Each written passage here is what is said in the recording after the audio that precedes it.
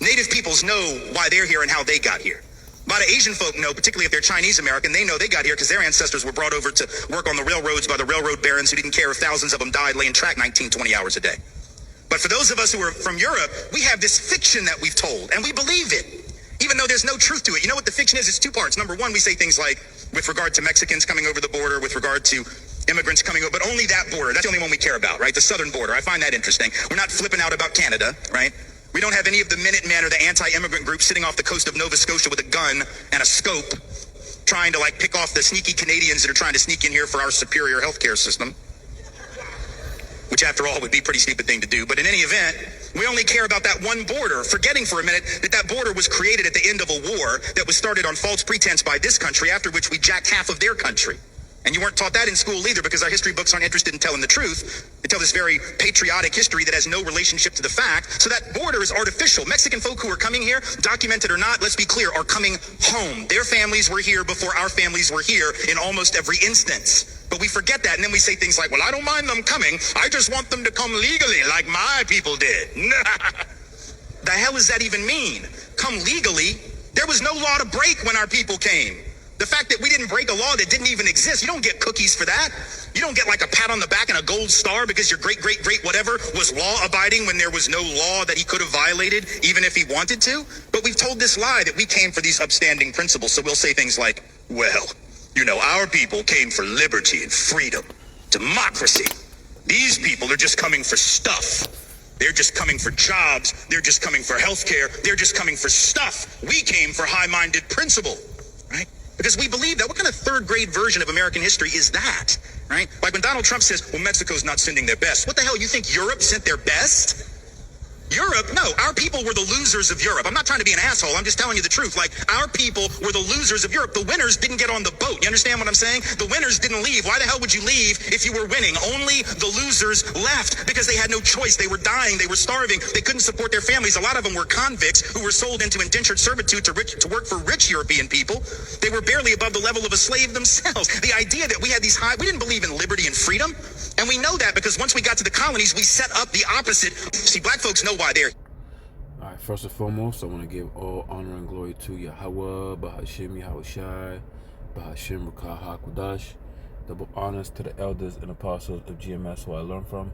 Shalom to the whole for elect, preaching his word in truth and sincerity. To you ribs, to you sisters out there learning silence, stay in order. I say to you all, Shalom. Right, this man speaking facts. You know what's funny about it? I seen this video, but I had just had this conversation with a co-worker of mine. You know, I forgot how the conversation started, but he was saying like if those people don't like the U.S., you know, why not just leave, right? And I thought to myself, like, leave to where? You know, like, this whole planet is under a prison, right? Under strict rule, under straight regulation. There's nowhere to run. Name a country that you could go to and you're free. Like, literally free. You could do whatever you want. You don't gotta document yourself. You don't have to pay taxes. Name a country that's like that. There's none. And another thing is, like, let's say if you were a Northern Kingdom, right? From the 10 tribes, right? Native Americans, so-called Hispanics, you know, and even Southern Kingdom was here. Right? Who are you to say to the people that live here to leave, or, you know, if you don't like it here, then move? No, you don't got that right. You don't got that kind of right. You know? And then they'll say, hey, but the Native Americans, they got a land, right? They got their own land. They don't got to pay taxes. Like, you know, in what corners of the fucking earth that they placed these Native Americans? First, they kicked them out of the one that they knew, right? The land, the land area or city or town, what you would call today, that they knew, and pushed them to another side of the states, right? And say, you're gonna live here now. This is where you're gonna be designated. That's like me going in your house, right? I run up in your house and I say, hey man, you're now going to pitch a tent in the basement corner. That's all you got. You cannot leave there. If you leave there, you have to work for me, and you gotta pay me. Like, does that make sense? And then you got the nerve to tell the person that you put in the basement, what he can and cannot do. He can't even tell you to leave his house because it'll fall on deaf ears. If Native Americans got together right now and ran up in Washington, D.C., they will be shot. And people will be applauding it. That's the severity of the nature in which we're in right now. That is the nature of oppression and chokehold that this devil has on this country. Right? And this Edomite here is speaking facts. And it's falling on deaf ears for the most part. Right? Because even if you told the Edomite this, they don't give a shit. You know why? Because they're selfish. And all they care about is filling their own bellies, establishing their own enterprise, and continuing in that so that their houses could continue forever. That is the goal. That is what cancer does. That is what parasites do. Right? Because when they came here, they came to a people who was passive, and they was welcoming, they was hospitable.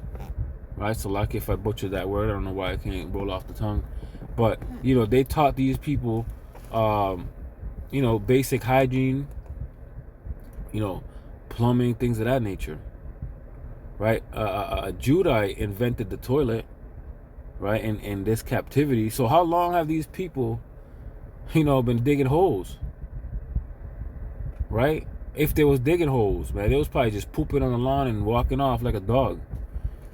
It's lucky for the obscene, imagery, and I probably put some shit in your head, but it's lucky for that. But it's true, man. These people are some dogs, right? Like Job 30 says, I would not disdain to have these people to sit by the flocks of my dog. Like, in the audacity, man. And I can't wait till this man becomes like the dust of the earth, man, till worms cover thee, as Isaiah 14 says.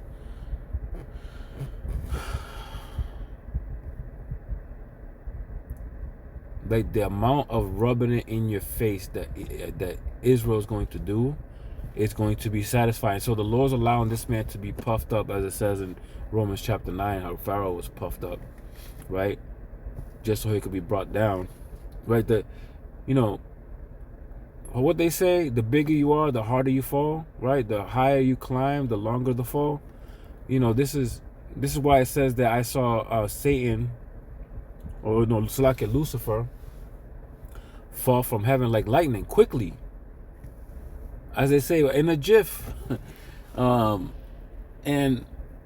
it's gonna be quick, precise, concise, and forever, man. And there is no share in the kingdom with this man. There is no equality or soft oppression, right? Just like we went through the curses for generations and reincarnations. This is the main key, reincarnations, right? Because they in Isaiah 14:21 says, prepare slaughter for the children for the iniquities of their fathers. So even if you believe that this Edomite is following the law, statutes, and commandments, he still got to pay for the crimes of the past, just like Yahushua did when he was Solomon. But we're not going to get into that, right? He used to be beaten by the stripes of men. But you can't save these. You can't Captain Save us, Esau, right? It ain't going to happen, right? They made no account of our labors till this day and hold themselves not guilty as well. But anyways, man, I'm not gonna, prolong it. And I pray this lesson was edifying. I want to give all honor and glory to Yahweh, Bahashem, Yahushai, Bahashem Rakah HaKodash. Double honors to the elders and apostles of GMS who I learned from. Shalom to those who like preaching this word in truth, sincerity, to you ribs, to you sisters out there learning silence and staying in order. I say to you all, Shalom.